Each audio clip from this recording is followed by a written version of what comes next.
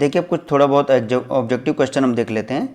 जैसे हमारे पास question number 13 है हमारे पास, एरिया ऑफ बाउंडेड कर्व्स हमारे पास y इक्वल टू 5x है x एक्सिस के बीच और lines x equal to a and x equal to b के बीच इज गिवन बाई, ये वाला फार्मूला जाएगा यहाँ पे हमारे पास, ये तो है नहीं, ये है हमारे पास a to b 0 to 5x dx dy, ठीक है। इसका which of the following relation is true, आपका पास 14 क्वेश्चन है, तो 14 क्वेश्चन में कौन सा हो जाएगा आपके पास, ये तो है नहीं, ऊपर वाला ये भी नहीं, ये वाला आपका करेक्ट आंसर हो जाएगा, यानी कि f x y d x D y equal to हो जाएगा double integral a f r cos theta r sine theta r d theta d r. Check भी कर लेना आप लोग, हो सकता है बुक में गलत दिया हूँ। The volume of region represented by, ये वाला क्वेश्चन देख लेते हैं, तो इसमें हो जाएगा हमारे पास आंसर, देख लेते हैं इसमें हमारे पास 15 नंबर का क्वेश्चन है हमारे पास, इसमें आपके पास आंसर ये वाला आ जाने वाला है। तो वॉल्यूम निकाल रहे हैं हम, तो क्या आएगा ए टू बी, देखो अब 3 आ जाएंगे हमारे पास X Y and Z, D x D Y D Z होता है, और वॉल्यूम क्या चला जाएगा, एक y1 यानी कि ये y1 से y2x कर्व दिया रहेगा, यहाँ पर z1 की वैल्यू किस में होती है, x, और z फंक्शन होता है x और y का, z2 xy, ये z की लिमिट दी हुई है हमारे पास, ठीक है, y की लिमिट दी और हमारे पास कांस्टेंट सिंपल दिया हुआ है, ठीक है। तो ये वाला आपका आंसर आ जाएगा। तो इस प्रकार से छोटे छोटे क्वेश्चन इसमें देख लेना, जो आपसे हो सकते हैं वो आप कर लेंगे, ठीक है। To change the double integral from Cartesian to polar coordinates we use the formula, 18 का सिंपल फार्मूला, ये वाला फार्मूला हम लोग यूज करते हैं, d x D y equal to r d theta d r, यानी हम चेंज कर रहे हैं डबल इंटीग्रल फ्रॉम कार्टेशियन से हम पोलर कोऑर्डिनेट में चेंज करने के लिए हम इस फार्मूले का यूज करते हैं, ठीक है। इसके बाद इसमें कुछ नहीं है, नेक्स्ट देखते हैं।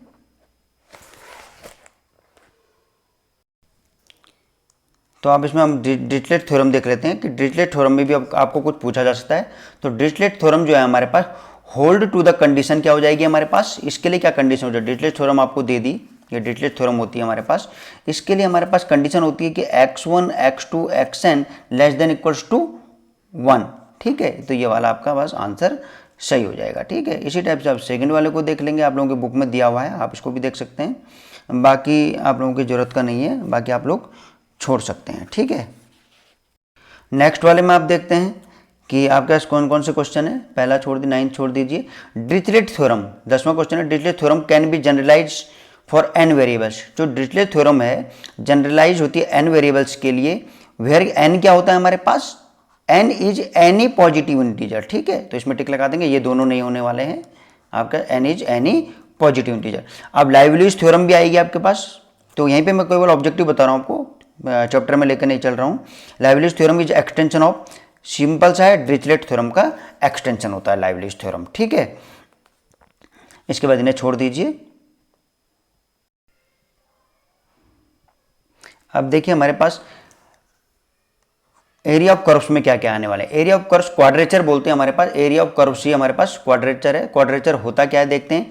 Quadrature is the process of determining the length of curves, नहीं, area under plane curve, simple है हमारे पास, एरिया अंडर प्लेन कर्व्स, यानी हम एरिया फाइंड करते हैं क्वाड्रेचर के अंतर्गत, ठीक है। इसके बाद द एरिया ऑफ, इसके बाद सिंपल हमारे पास एरिया ऑफ इलिप्स। अब इलिप्स का एरिया मैंने आप लोगों को बताया था, सिंपल पाई ए बी, ठीक है। इलिप्स यानी x square upon a square plus y square upon b square equal to 1, area होगा पाई ए बी। बाकी आप लोग ये छोड़ दीजिए, इसमें ये हमारे पास सिंपल है। एरिया ऑफ सर्कल, सर्कल का एरिया मैंने बताया था आपको पाई आर स्क्वायर, यानी ए आपका पास आंसर होने वाला है, ठीक है। तो इतना आप इसको ध्यान रखेंगे। इसको भी देख लीजिए, whole area of curves a cos cube t और ए साइन क्यूब टी होता है, तो इसका जो एरिया ऑफ कर्व्स होता है हमारे पास सिंपल 3/8 ध्यान रखना बस केवल, ठीक है, पाई ए बी हो जाएगा। अब इसमें देखते हैं हमारे पास 10th नंबर का क्वेश्चन है, आप लोगों को थोड़ा सा ध्यान रखना है। R equal to 2a cos theta ये कर्व दिया हुआ है, तो इसका जो एरिया होल एरिया हमें फाइंड करना है, तो इसका होल एरिया होता है हमारे पास पाई ए स्क्वायर। चेक भी कर लेना एग्जांपल में, हो सकता है बुक में गलत दिया हो, यहाँ दिया हुआ है आपके पास पाई ए स्क्वायर, ठीक है। इसको आप लोग जो जो आपको ध्यान रहेगा उनको कर सकते हैं। Area of r sine theta आपको थोड़ा बहुत याद रहता है, तो आप लोग ध्यान रख लीजिए, क्योंकि सॉल्व में नहीं कर रहा हूँ इनको, ठीक है। ये पाई/4 दिया हुआ है, सॉल्व कर सकते हैं।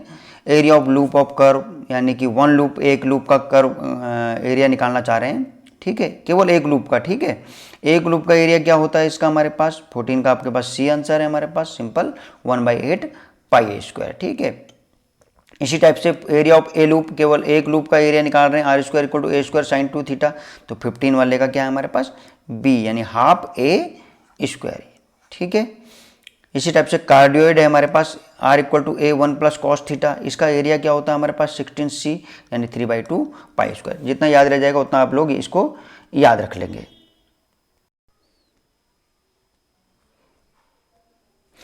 देखिए हमारे पास अब रेक्टिफिकेशन में आते हैं। जैसे क्वाड्रेचर क्या है हमारे पास, क्वाड्रेचर में हम एरिया फाइंड करते हैं बाउंडेड बिटवीन टू कर्व्स। ठीक है, इसी प्रकार से हमारे पास रेक्टिफिकेशन में क्या होता है हमारे पास, rectification is the process of evaluating, rectification में हम लेंथ फाइंड करते हैं। ठीक है, हमारे पास the length of arcs of plane curves. ठीक है, तो ये इसका आंसर हो जाएगा। The arc length of the curve y equal to F X, अब आर्क लेंथ फाइंड करें lying between 2 points x equal to A and x equal to B is given by, आप लोगों को पता ही है हमारे पास a to b 1 plus dy/dx whole square dx। ठीक है, इसी टाइप से लेंथ अगर हमारे पास x equal to f y की फॉर्म में यदि कर्व दिया हुआ और y की लिमिट दी हुई है a टू b, तो हम क्या करेंगे, जहां y था वहां पर हम x रख देंगे, तो यानी कि आ जाएगा हमारे पास a to b 1 plus dx, यहाँ पे dx कर देना, अपनी बुक में ठीक कर देना, dx/dy होल स्क्वायर dy। ठीक है, इसी टाइप से आगे देख लेते हैं।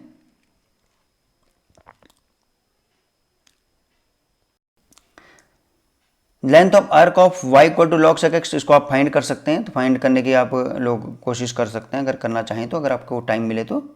ठीक है, तो perimeter of curve r equal to 2a cos theta, simple curve हमारे पास, इसका पेरीमीटर मीन्स आपके पास पूरी लेंथ फाइंड करनी है। ठीक है, यानी r equal to 2a cos theta की पेरीमीटर क्या होती है हमारे पास, सिंपल 6 का हमारे पास आंसर देख लेते हैं, डी हमारे पास आंसर है, यानी कि 2 पाई। ठीक है, यानी r equal to 2 cos theta, यानी कि हमारे पास इसकी पेरीमीटर की बात करें तो क्या आएगा 2 पाई इसकी पेरीमीटर होगी। Whole length of the curve, अब हमारे पास एक्स इक्वल टू क्या a cos cube t a sin cube t, जैसे हम एरिया फाइंड कर रहे थे उसी टाइप से हमारे पास, तो 2 पाई r यहाँ पर 1 हो जाता है हमारे पास सिंपल। तो देखिए हमारे पास सिंपल है, हमारे पास जैसे ये वाला है हमारे पास a cos cube t y equal to a sin cube t, इसका पेरीमीटर आप लोग देख लेंगे कितना हमारे पास इसकी लेंथ है, 7 का C आपके पास आंसर है, तो 6 a इसकी हमारे पास लेंथ है।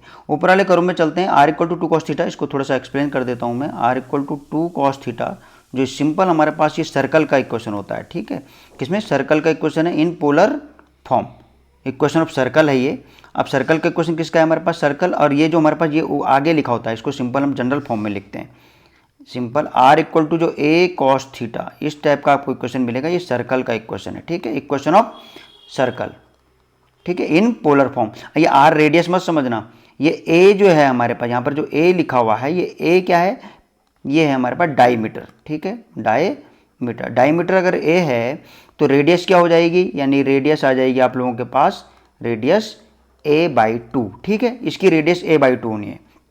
अब देखते हैं जब रेडियस a/2 है तो इसकी पेरीमीटर क्या होगी हमारे पास, पेरीमीटर मीन्स इसका हमारे पास जो सर्क्यूम्फ्रेंस है पूरा का पूरा, तो सर्क्यूम्फ्रेंस क्या फार्मूला हमें मालूम है क्या होता है, 2 पाई इंटू r। ठीक, रेडियस क्या है यहाँ पर a/2 निकली, यानी 2 पाई इंटू a/2। तो अगर हमारे पास a cos थीटा का पूछा जाए, इसके स्थान पर हम कहेंगे कि r इक्वल टू यदि a cos थीटा है, तो अब a की वैल्यू पुट कर लेना बाद में। ठीक है, a cos थीटा यदि है तो इसकी जब हम पूछेंगे पेरीमीटर, तो इसकी पेरीमीटर होती है पाई इंटू a। ठीक है, इसकी पेरीमीटर क्या हो जाएगी, r equal to a cos theta यदि दिया हुआ है तो इसकी पेरीमीटर होनी है, यानी कि इसकी लेंथ ऑफ आर्क हो जाएगा हमारे पास पाई इंटू a। ठीक है, 2 पाई r फार्मूले से निकाला है, इसका हाफ हो जाएगा क्योंकि ये हमारे पास डायमीटर है, तो रेडियस हो जाएगा a/2। अब इस वाले क्वेश्चन में चलते हैं, यहाँ पे 2 है लिखा हुआ, यानी कि रेडियस क्या हो जाएगी 2/2, यानी 1, रेडियस 1 है। ये उस सर्कल का इक्वेशन है जिसकी रेडियस क्या है 1। अब रेडियस 1 है तो हमारे पास पेरीमीटर क्या होगा 2 पाई r, सर्क्यूम्फ्रेंस फार्मूला लगा दिया, 2 पाई इंटू r की वैल्यू क्या रख दी 1, यानी 2 पाई। देखिए आंसर आपके पास 6 का 2 पाई आएगा हमारे पास, 6 का d यानी 2 पाई आंसर हमारे पास। ठीक है, इस तरीके से इसको सॉल्व कर लेना है। इसी प्रकार से पेरीमीटर ऑफ कार्डियोइड, कार्डियोइड की पेरीमीटर देख लेते हैं कितनी होती है, सीधे सीधे याद रखेंगे आप, यानी कि आपका इस क्वेश्चन नंबर 9 का डी यानी 8a, इसकी पेरीमीटर यानी पूरा का पूरा पूछ रहे हैं। ठीक है, 1 लूप नहीं पूछ रहे, पूरा का पूरा 8a। ठीक है, अब आगे देखते हैं हमारे पास intrinsic equation of curve is relation. अब इंट्रिंसिक इक्वेशन क्या होती है?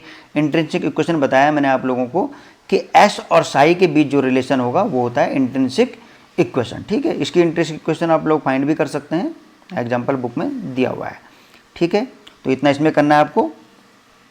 आगे देखते हैं, अब वॉल्यूम वाले चैप्टर के कुछ ऑब्जेक्टिव क्वेश्चन देख लेते हैं। तो वॉल्यूम वाले चैप्टर में हमारे पास पहला ऑब्जेक्टिव क्वेश्चन ही दिया हुआ है हमारे पास, the volume of generated by revolving about X axis area bounded by the curves y equal to F X and two ordinates दिए हुए हैं x equal to A and x equal to B.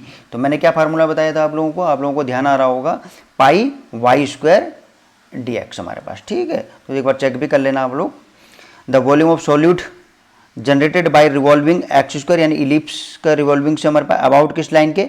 Initial line के about formula आप लगाते हैं और फिर आप सॉल्व करते हैं, तब आप आंसर निकालते हैं। ठीक है, अब इतना टाइम आपको नहीं मिलेगा तो इसका सीधा होता है 4/3, मैंने आपको बताया 4/3 पाई ए बी स्क्वायर इसका फार्मूला हो जाएगा। ठीक है, इनको छोड़ दीजिए बाकियों को आप लोग, और इस वाले फार्मूले को भी आप याद रखेंगे 5वें नंबर का, इसको ध्यान रखना, इसमें से आप आंसर देख लेंगे 5वें का। इसी टाइप से छठे का भी आपने देख लेना है, क्योंकि ये फार्मूले हैं केवल।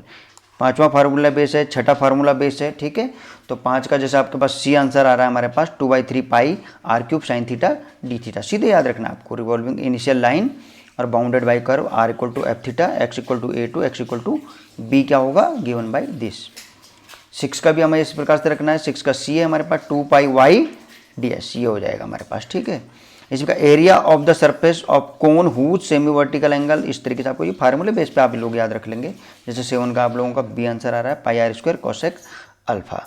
Surface area of segment of sphere of radius A and, देखो हमारे पास उस सेगमेंट का निकालना है, हमारे पास एरिया ऑफ सेगमेंट निकालना है स्फीयर का जिसकी रेडियस ए है और हाइट एच है हमारे पास। तो क्या आ जाएगा इसका फार्मूला? 8 का हमारे पास सिंपल 2 पाई ए एच। तो ये छोटे छोटे क्वेश्चन हैं, इनको आपको देख लेना है। Area of surface of revolution formed by revolving r equal to 2a cos theta about the initial line. तो आपको जितना आप कर सकते हैं उतना कर लेंगे, लेकिन जो अभी मैंने एक जैसे क्वेश्चन आपको सर्कल वाला कराया वो ध्यान रखेंगे कि सर्कल की पेरीमीटर किस प्रकार से आपको फाइंड करनी है। 2 पाई आर नॉर्मल फार्मूला होता है, r equal to a cos theta लिखा आपने, तो a क्या है यहाँ पर हमारे पास? यहाँ पर हमारे पास डायमीटर है। 2a लिखा होगा तो 2a भी हमारे पास डायमीटर को शो करेगा। ठीक है, तो इतना कर लेना। Okay, thank you.